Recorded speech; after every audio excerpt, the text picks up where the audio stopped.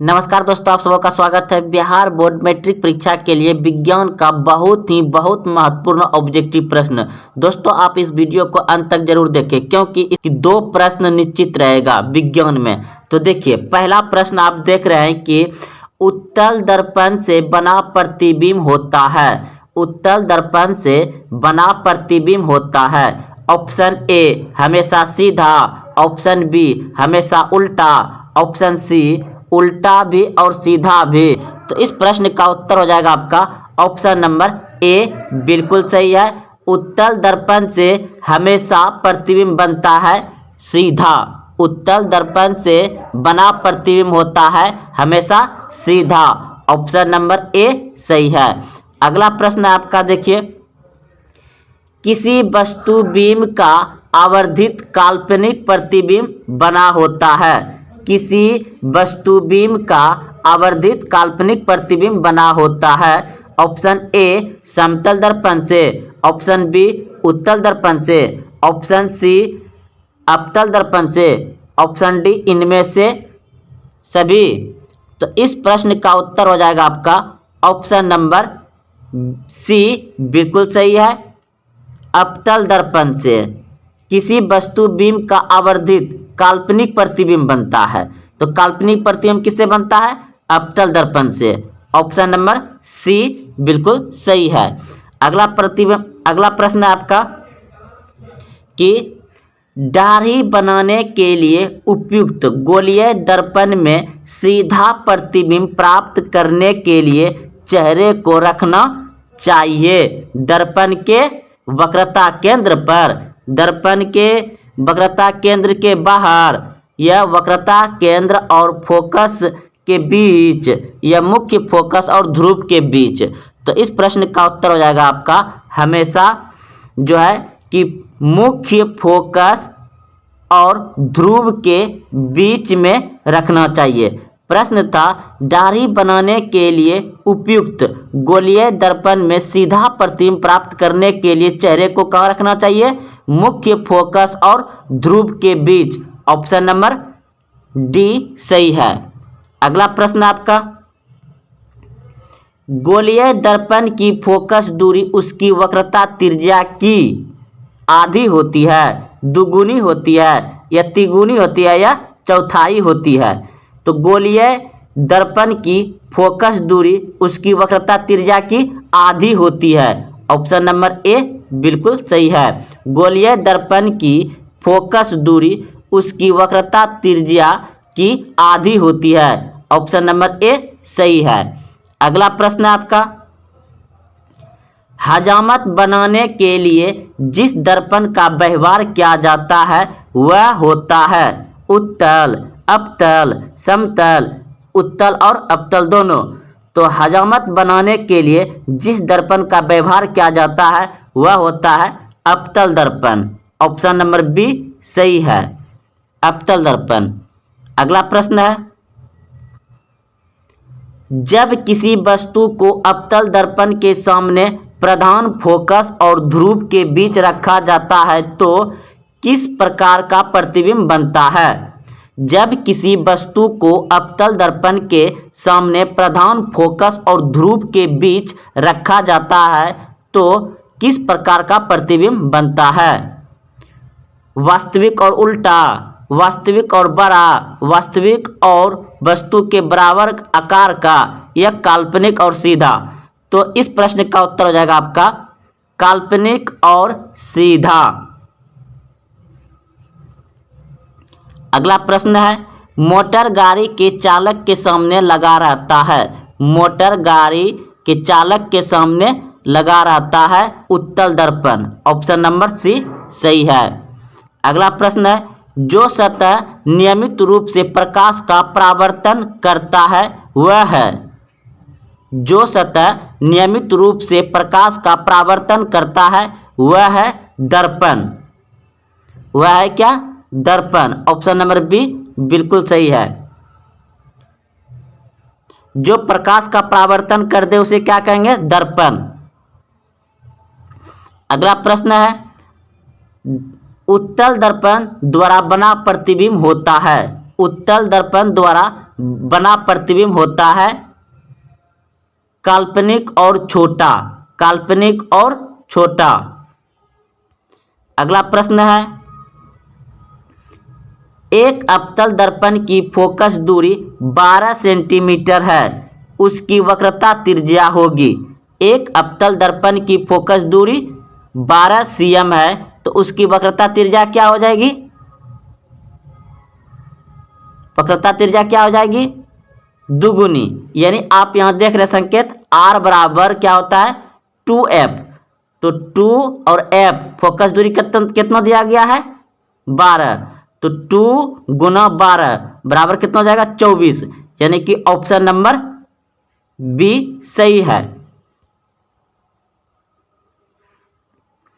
अगला प्रश्न है, एक गोलीय दर्पण की वक्रता त्रिज्या 40 cm है, तो उसकी फोकस दूरी क्या होगी? तो वक्रता त्रिज्या क्या होती है? आधी होती है, यानी 20 हो जाएगा। ऑप्शन नंबर सी बिल्कुल सही है। आप संकेत में देख सकते हैं F बराबर क्या होता है? r/2। तो r आपका कितना दिया गया है? 40। अब बटे 2 कितना हो जाएगा? 40/2 यानी कि 20 सेंटीमीटर।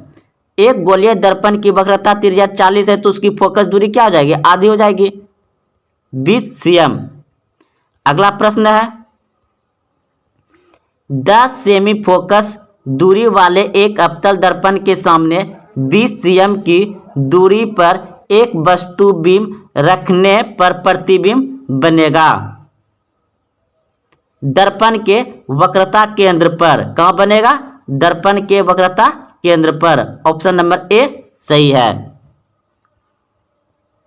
अगला प्रश्न है, गोलीय दर्पण से 5 सेमी की दूरी पर रखी एक वस्तु बीम का प्रतिबिंब से 30 सेंटीमीटर की दूरी पर उसी ओर बनता है जिस ओर वस्तु बीम है, तो आवर्धन क्या होगा? तो आवर्धन बराबर सूत्र क्या होता है? -v/u। तो आपका, तो देखिए आपका सूत्र होता है m बराबर -v/u। तो आपका यहाँ पर जो दूरी दिया गया है, कितना दिया गया है? यानी u बराबर दे दिया आपका 5 सेंटीमीटर, और प्रतिबिंब जो बनेगा उसका दूरी कितना दिया गया है? v बराबर 30 सेंटीमीटर। तो माइनस में है, तो देखिए यहाँ पे बैठा दिया गया है -30/-5। तो इसको कटाने के बाद क्या हो जाएगा? -6। ये माइनस कहाँ से आया? क्योंकि ये ब्रैकेट से पहले सूत्र में ही है, सूत्र में ही है। तो -6, तो -6 ऑप्शन नंबर बी सही हो जाएगा। प्रकाश की किरणें गमन करती है। प्रकाश की किरणें गमन करती है सीधी रेखा में। ऑप्शन ए सही है।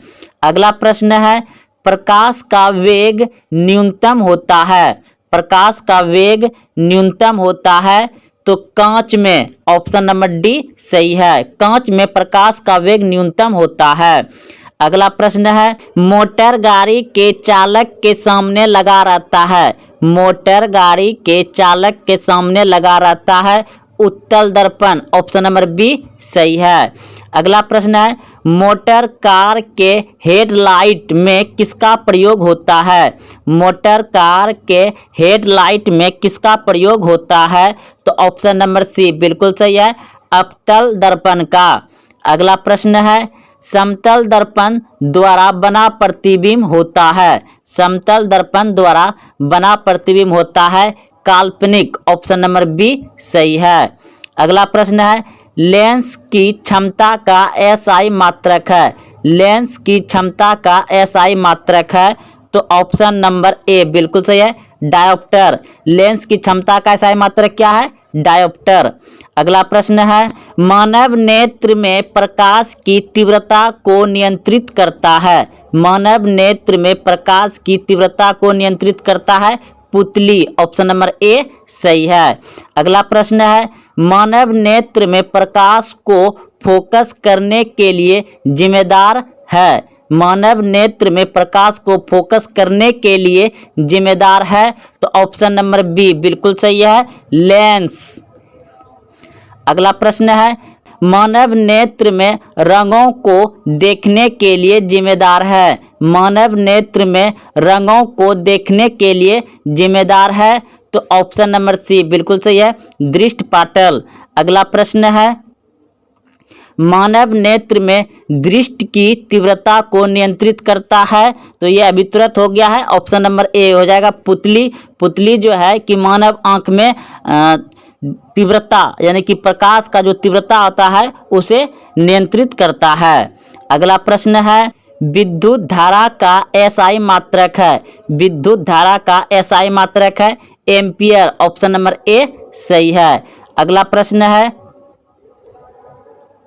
विद्युत धारा के प्रवाह के लिए आवश्यक है? विद्युत धारा के प्रवाह के लिए आवश्यक है, तो ऑप्शन नंबर सी बिल्कुल सही है, दोनों, यानी विद्युत आवेश और विद्युत क्षेत्र दोनों हो जाएगा। अगला प्रश्न है, विद्युत धारा का स्रोत है? विद्युत धारा का स्रोत है, तो ऑप्शन नंबर सी बिल्कुल सही है, दोनों होगा, विद्युत आवेश विद्युत क्षेत्र। अगला प्रश्न है, विद्युत धारा के कारण उत्पन्न ऊष्मा की मात्रा निर्भर करती है? विद्युत धारा के कारण उत्पन्न ऊष्मा की मात्रा निर्भर करती है, तो ऑप्शन नंबर सी बिल्कुल सही है, दोनों, विद्युत धारा की मात्रा पर, विद्युत धारा के प्रभाव के समय पर। अगला प्रश्न है,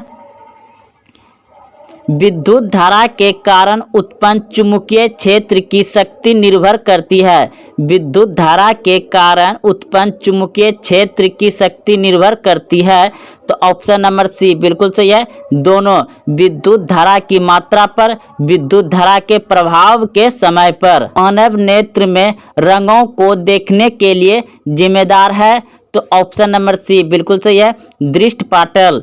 अगला प्रश्न है,